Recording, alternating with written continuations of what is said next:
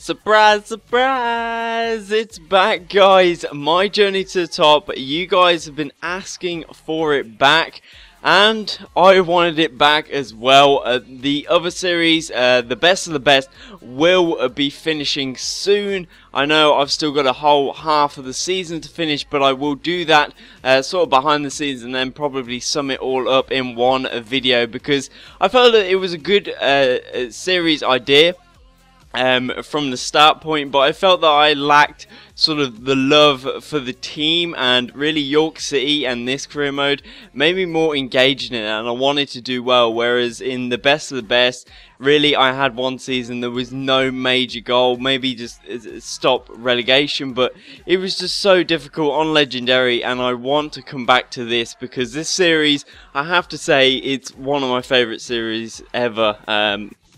And I want to bring it back, so it's here back, and I've just been spending about an hour just looking through all the players that we have, because I need to familiarise myself with the players that we have, what sort of players that we need to go in for, and all stuff like that. But anyway, we're still in the previous season. We've just got to go ahead one more and see what sort of objectives we're going to be given this year. And the board have been in the past couple of years a bit high on the expectations of us getting high in the league table, getting promotion, but I'm hoping this season they might push for a Europa League's place. I'm not totally sure.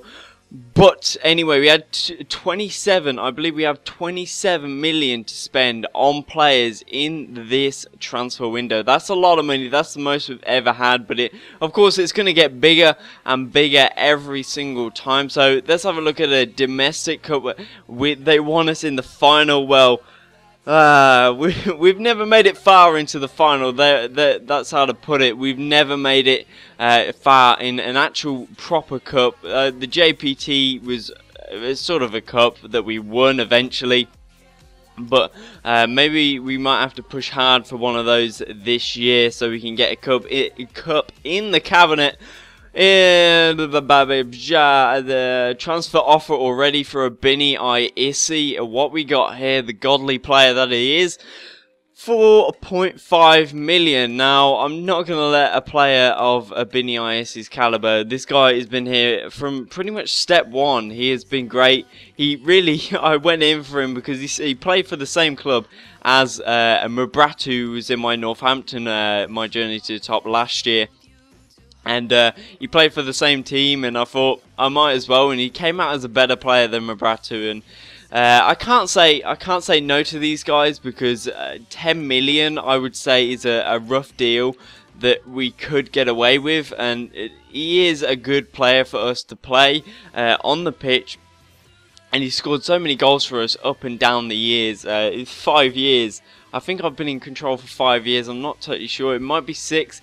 But this must be my 7th. No, I can't even count. I'm just going to give up on that. But we have some youth squad reports. Let's see what's going down. Dave Brunt, he probably wants to come into the club, and then I can send him out on loan, hopefully. But no teams, rather sort of something that I've found, that clubs don't take loan players anymore. It just seems like it's broken so far into the career mode. It's just seems like they've stopped taking players on loan. But anyway, I've sort of gone for a couple of players that I want to send away from the club, and Blatchett's one of them. He's got to go. I'm pretty much going to just put him on the transfer list, and if he doesn't go anywhere, I'm just going to say goodbye to him and say you're the final York City player, and you're going to be leaving the club, and we're just going to release him off the contract if he does not go anywhere. But Angua, he wants to leave the club. I'm going to send him out on loan. I don't think he'll go up much higher. I believe that the sending players out on loan is not the best way to get players' overalls up, but it'll be nice to see if he does go up a couple of overalls if we are here next year. Well, we will be, because we need to win the Champions League. But Hemmings looks like a great player, 17 years old. I will send him out on loan if I can, and that's what I will do. Kala, I've got to say, I'm going to send him out on loan as well.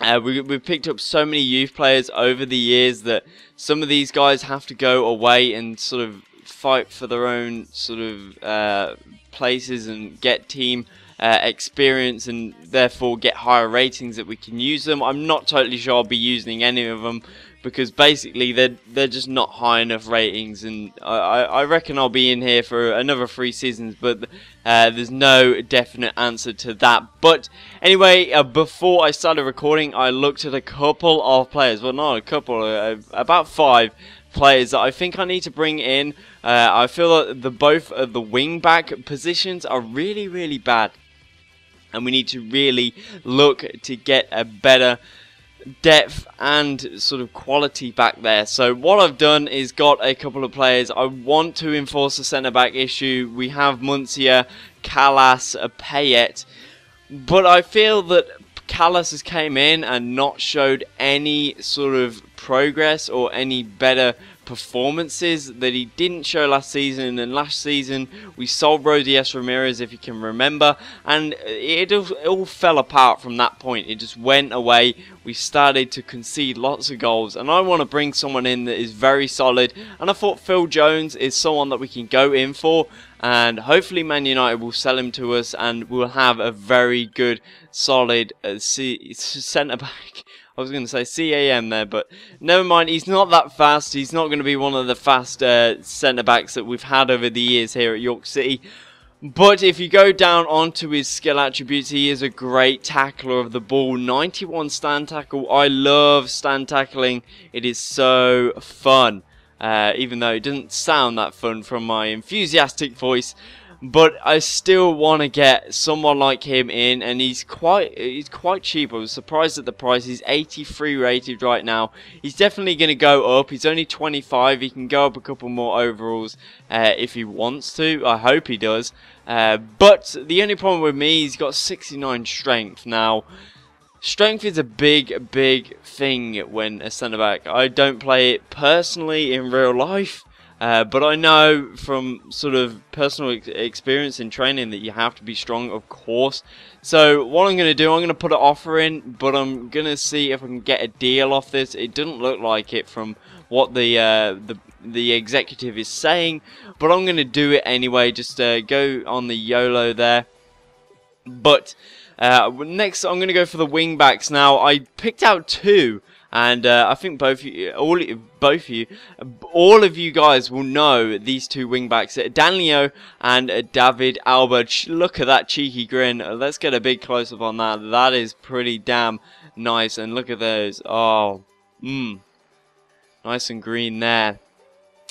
And this guy, Mienga, he came in, Blatchett sort of fell away, and we have to bring someone in because Mienga was a free transfer. The free transfers are kind of really low on sort of skill attributes. They may have a lot of pace, but they don't have the skill, and this guy is great going forward. I thought when I saw that 88 crossing, I thought, damn, this guy is for going forward. And we have been lacking it in the winging options. Sort of, we've been going a lot more central. Maybe we need to change up our play style. But a very solid left back there. 84 slide tackle and 83 stand tackle. That's pretty damn nice as well. You can play CDM as well. I won't be playing him in that sort of position. It's just a 5'11" guy. I know we have. I think Fernando is quite small as well.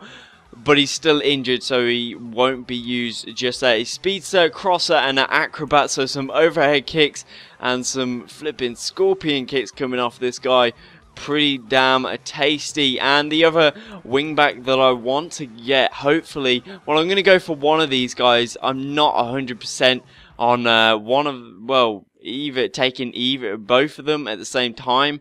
But Danilo is a very fast Brazilian.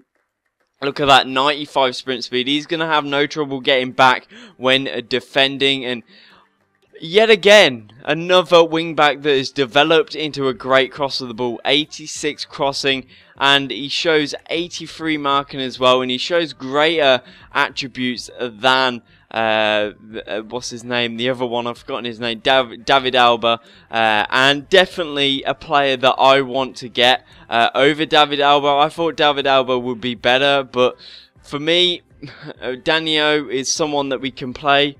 Well, actually, One problem with him is I want to enforce the left back area, and he's a right back.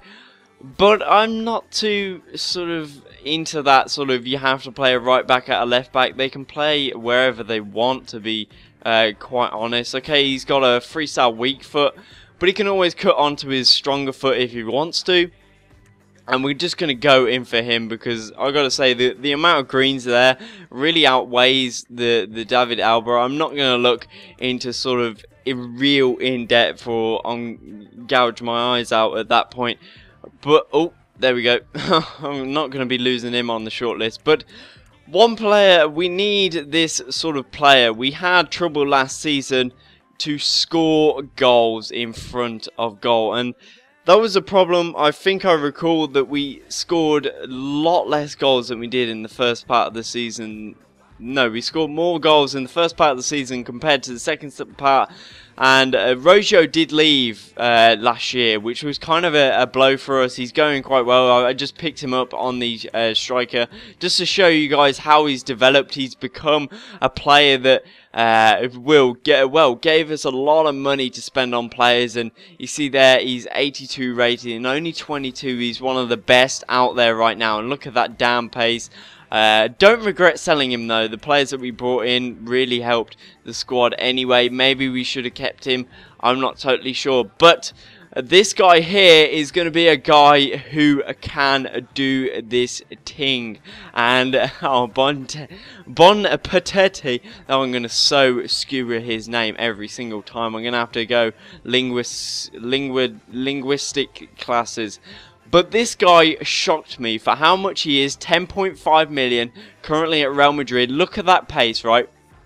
Okay, he's only got 47 jumping, which isn't going to help when scoring headers. But I don't care because he don't need to jump when he's got stats like that. That is just godly. And that pace combined into that skill is just outstanding.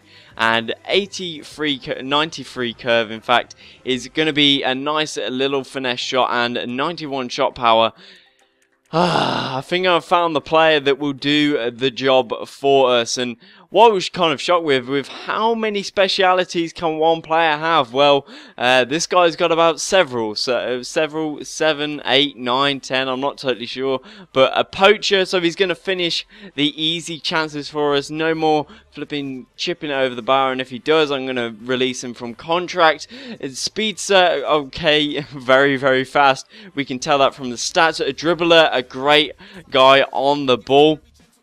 Distance shooter as well. A long shot will go very nicely, even though I'm not the best at long shots. Acrobat, overhead kicks, a nice little scorpion kicks, a clinical finisher, Defoe-like player, and a complete forward. So that sort of sums it all up, all his specialities into the complete forward area. And damn, this guy is someone I definitely want to get over all the other players. I know I have about 4 strikers right now, but really, Pack is a very good player, but he sort of lacks it in that sort of clinical area. I want to score a goal. He doesn't header it a lot, which was kind of disappointing, and he's only got 1 year left on his contract, so maybe we could get a deal off Real Madrid. They're always offloading players. We've picked up a couple of players on great deals because of their contract over the few years that we have been here, but hopefully that will go through, and maybe we'll be picking up a godly player over Muriel.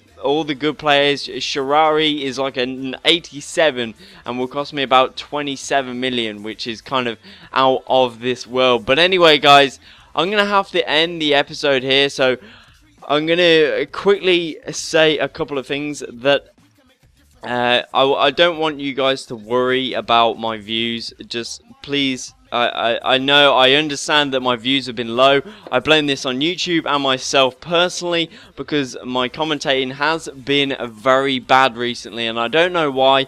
I think it's because I didn't have that sort of, it was always games I was not talking about, and maybe I need to look into talking about topics in games. But anyway, guys, I'm going to have to end the episode here. I'll talk about some other stuff later on in this, later on in this series. But anyway, guys, thank you guys for watching. Please like and subscribe if you enjoyed the video, and I'll see you guys next time. Surprise, surprise!